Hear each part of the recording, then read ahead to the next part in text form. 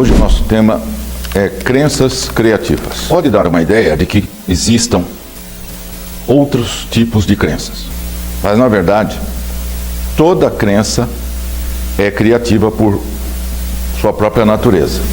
Como a realidade é pura consciência e tudo que é consciência se manifesta na realidade, é lógico, né? Qualquer coisa que a pessoa acredite, ela transformará aquilo em realidade. Então, seja uma crença positiva ou seja uma rejeição. Isso é muito importante de ser entendido. Muitas vezes a pessoa fala que ela gosta de alguma coisa, mas na verdade ela tem uma rejeição inconsciente àquilo.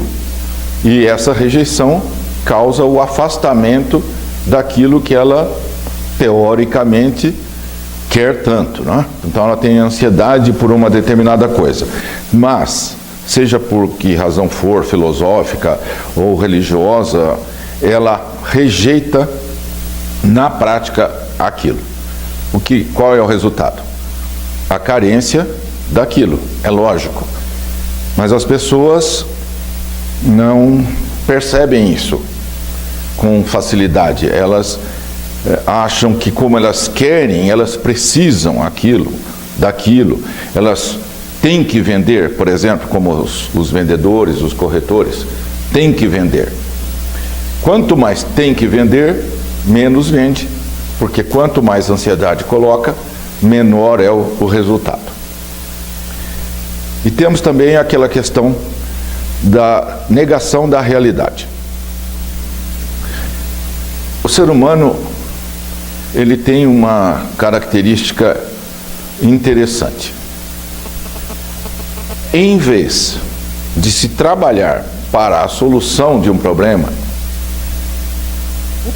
muitas vezes, e muita gente, entra em pânico.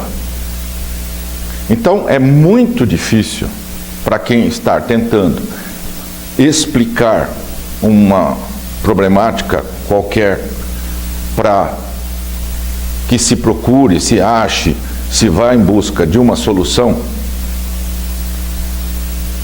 explicar sem que as pessoas entrem em pânico, porque no meio da explicação as pessoas já começaram a ficar em pânico e paralisa o processo.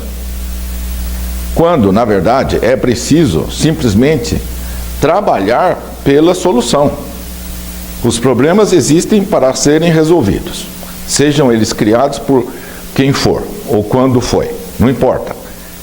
Tem um problema agora, isso tem que ser trabalhado, as pessoas têm que trabalhar, mudar as atitudes para resolver aquilo. Mas isso não é o que acontece. Então, nós vemos exemplos e mais exemplos, acompanhando o que acontece pelo mundo, desse tipo de situação.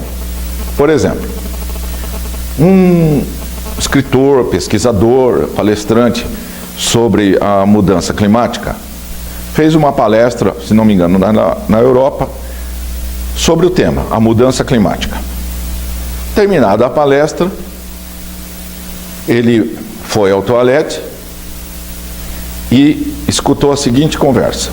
Duas pessoas entraram lá no toalete e um falou para o outro assim: olha, eu queria te pedir desculpas por ter te trazido nessa palestra deprimente. Então, é justamente o oposto. A pessoa fez a palestra para que as pessoas entendam o problema e trabalhem pela solução. Resultado: acham que é uma palestra deprimente. Se não explicar o problema, como é que se vai achar ou procurar uma solução? Tem que se contar a história toda e mostrar o problema. Bom, aí é deprimente.